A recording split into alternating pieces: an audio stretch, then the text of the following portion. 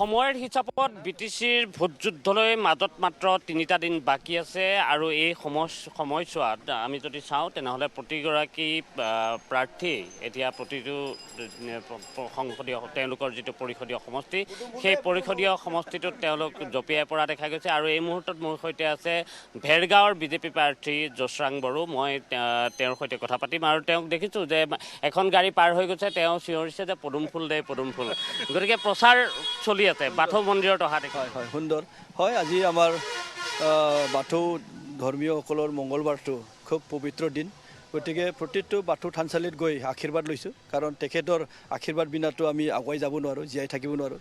গতিকে বুঢ়া বাথৌৰ আশীৰ্বাদ লৈছোঁ আৰু আমি আজি ভেৰগাঁও আঞ্চলিক বাথৌ থানচালিতো আহি এতিয়া আপোনালোকৰ লগত লগালগি হৈছোঁ। কেনেকুৱা দেখিছে এতিয়ালৈকে ভেৰগাঁও? খুব সুন্দৰ বাতাবৰণ, খুব সুন্দৰ পৰিৱেশ, ৰাইজৰ উৎসাহ উদ্দীপনাটো আছে। কেৱল মাথো তাৰিখটো ৰখি আছে 22 তাৰিখটো কেতিয়া আহিব বুলি। গতিকে ৰাইজৰ সঁহাৰি যথেষ্ট ভাল। এইবাৰ বিটিচি ভিতৰত ভেৰগাঁও সমষ্টিৰ ৰাইজে ভাৰতীয় জনতা পাৰ্টীক ৰাইজক সেৱা কৰিবৰ কাৰণে সুযোগ প্ৰদান কৰিব বিচাৰিছে। সন্মুখত আপোনাৰ ডাওবৈচা বড়ো আছে, তাৰ লগতে BPFৰ মানচুমা বসুমতাৰী আছে, ইফালে তেনজিং বড়ো আছে কংগ্ৰেছৰ। গতিকে যুঁজখন কেনেকুৱা দেখিছে এতিয়ালৈকে? চাওক, নিজৰ নিজৰ দলৰ ৰণনীতিৰে তেওঁলোকে নিজে নিজে দৌৰিছে, নিজে নিজে কেম্পিং কৰিছে। আমি টোটেল 8জন প্ৰাৰ্থী আছে, গতিকে 8জন প্ৰাৰ্থীয়ে নিজৰ নিজৰ নিৰ্বাচন প্ৰচাৰটো চলাইছে। গতিকে ৰাইজে সিদ্ধান্ত ল'ব বা লৈ থৈছে অলৰেডি। গতিকে ইয়াৰ কাৰণে মূৰ খামাব লগা কোনো কথা নাই, ভয় খাব লগা একো নাই। নিজৰ নিজৰ কিবা শান্তিপূৰ্ণভাৱে ভোটদান হ'ব। জোচৰাং বড়োক কিয় ভোট দিব মানুহে ভেৰগাঁৱৰ ৰাইজে? চাওক, ভাৰত চৰকাৰ আৰু অসম চৰকাৰ যিহেতু ভাৰতীয় জনতা পাৰ্টীৰ নেতৃত্বত চৰকাৰ চলাই আছে, গতিকে বিটিচিবাসী এইটো ভাবিছে, অনুভৱ কৰিছে যে বহু সমস্যা আছে। গতিকে এইবিলাক সমস্যা সমাধান কৰিব লাগিলে তেওঁলোকৰ আশীৰ্বাদ পোনপটীয়াকৈ লাগিব। একা বেকা আশীৰ্বাদ নলয়, পোনপটীয়াকৈ লাগিব। আৰু সেই আশীৰ্বাদটোৰ কাৰণে মোক ভোট দিব ভেৰগাঁওবাসী। একা বেকা ক'তো নহয়, চিধা চিধি হ'ব। চিধা চিধি আশীৰ্বাদ ভাৰত চৰকাৰ আৰু অসম চৰকাৰৰ পৰা লাগিবই। যিহেতু মইতো কৈছোঁ আমাৰ সমষ্টি এইবোৰে সমস্যাৰে জৰ্জৰিত, যথেষ্ট কাম কৰিব লগা। বহুত ত্যাগৰ বিনিময়ত আমি বিটিচি পাইছিলোঁ আৰু বিটিচিৰ পোৱাৰ পিছতে আমি এই ভেৰগাঁও চাব ডিভিজন এটা মহকুমা পাইছোঁ। গতিকে মহকুমাৰ কাৰণে যথেষ্ট কাম কৰিব লগা আছে, বহু আন্তঃগাঁথনি ডেভেলপ কৰিব লগা আছে। বহু ইয়াত সমস্যা নিবনুৱা সমস্যা আছে, আপোনাৰ কৃষকসকলৰ সমস্যা আছে, স্বাস্থ্যৰ প্ৰতি ভাল ডক্টৰ, ভাল হস্পিটেল তেনেকৈ আজি পৰ্যন্ত নাই। দেশখন ক'লৈ আগুৱাই গৈছে, আমি ক'লৈ থাকি গৈছোঁ। গতিকে এইবিলাক আমাৰ কাৰণে যথেষ্ট সমস্যা আছে আৰু এইটো আমাৰ কাৰণে যথেষ্ট প্ৰত্যাহ্বান। গতিকে এটা চেলেঞ্জত আমি আহিছোঁ আৰু ৰাইজে এইটোৰ কাৰণে এটা আশাৰ কিৰণ দেখা পাইছে ভাৰতীয় জনতা পাৰ্টী, তাৰ কাৰণে জোচৰাং বড়োক ভোট দিব। UPPL আপোনালোকৰ মিত্ৰতাত যিহেতু আছিলে, গতিকে নিৰ্বাচনী প্ৰচাৰসমূহ যেতিয়া চলাইছে তেতিয়া যদি ক'ৰবাত গালি পাৰিবলগীয়া হৈছে, গালি পাৰোঁতে ক'ৰবাত নিজৰ গাতো পৰিছে নেকি? কাৰণ মিত্ৰতাত থকা দল আছে। নহয়, চাওক, গালি পাৰিলে যে ভোট দিব এইটো নহয়।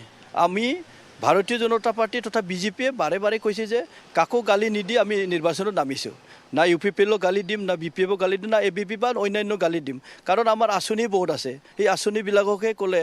আৰু আমাৰ প্ৰথম কথা হ'ল বিটিচিত আমি শান্তি আহিছে, ন' ডাউট। এই শান্তিটো চিৰস্থায়ী হওক, ইয়াৰ কাৰণে আমি কাম কৰিছোঁ। গতিকে গালি গালাজ নিদি আমি আগুৱাই গৈ আছোঁ, নিৰ্বাচন প্ৰচাৰ হৈছে।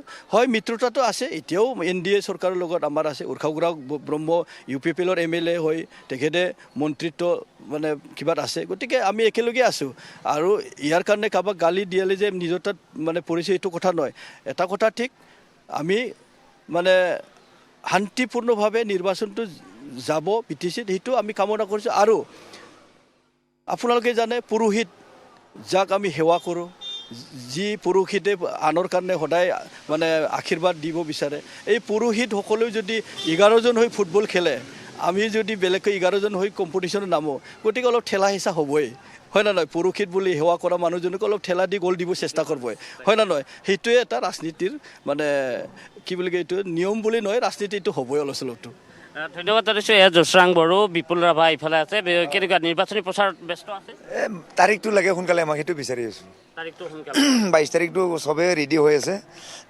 ইমানখিনিও আৰু ধন্যবাদ জ্ঞাপন কৰিছোঁ মোৰ আমাৰ মুখ্যমন্ত্ৰী হিমন্ত বিশ্ব শৰ্মা ডাঙৰীয়ালৈ আমাৰ দাদাক যে টিকেটটো দিছে তেখেতে এজন ভাল মানুহক দিছে আৰু এইটো মৰমীয়াল আৰু মানুহ ইলেকশ্যন বুলি নহয় এনে তেখেতে মানুহ সহায় কৰি ভাল পায় আৰু এইবাৰ আকৌ মানুহ ভাল পাইছে যিখিনি আগবাঢ়ি ওলাই আছে বিশেষকৈ নতুন প্ৰজন্ম আৰু আই মাতৃ আমাৰ যিসকলে আগবাঢ়ি আছে প্ৰায়ভাগ মিটিঙত আমাৰ লিড দিছে বেছি আৰু যে নহওক আমি সদায় মন্দিৰত যাওঁ বাকী পাৰ্টিবিলাকে ধাবাত যায় ক'ৰবাত যায় বাকী মাৰ্গুলি আমি মন্দিৰত আহিছে যে আমি ভেৰগাঁও আঞ্চলিকৰ যিটো বাথৌ সেইটো আমি 22 তাৰিখে ৰখি আছোঁ ভোটটো দিবৰ কাৰণে ভেৰগাঁও অঞ্চল যিখিনি আগবাঢ়ি আছে আপোনালোকে গমেই পাব চব জেগাতে আমাৰ মানে ইউ পিপল পি পি পাত্তাই পোৱা নাই ধন্যবাদ জনাইছোঁ এয়া বিপুল ৰাভা জোচৰাং বড়োৰ হৈ এনেধৰণে নিৰ্বাচনী প্ৰচাৰ তেওঁলোকে অব্যাহত ৰাখিছে আৰু জোচৰাং বড়োৱে কৈছে যে ক'ৰবাত ঠেলা হেঁচা হ'ব পুৰোহিতৰ বিপৰীতেও যদি নিৰ্বাচন ক'ৰবাত খেলিবলগীয়া হয় সেই পূজনীয় যিগৰাকী পুৰোহিত সেই পুৰোহিতকো ক'ৰবাত ঠেলিবলগীয়া হ'ব পাৰে কাৰণ এতিয়া ইউ পি পি এল বিজেপিৰ যদিও মিত্ৰতা আছিলে কিন্তু মিত্ৰতাৰ সাপেক্ষেও যিহেতু বি টি চিত তেওঁলোকে বেলেগে নিৰ্বাচন খেলিছে এই সময়ছোৱাত হয়তো গ'ল দিবৰ বাবে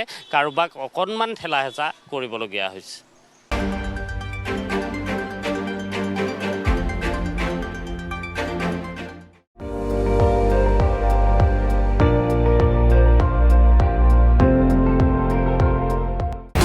আপুনি চাই আছে ND24 সৰ্বশ্ৰেষ্ঠ নহয় সৰ্বোত্তমৰ দৌৰা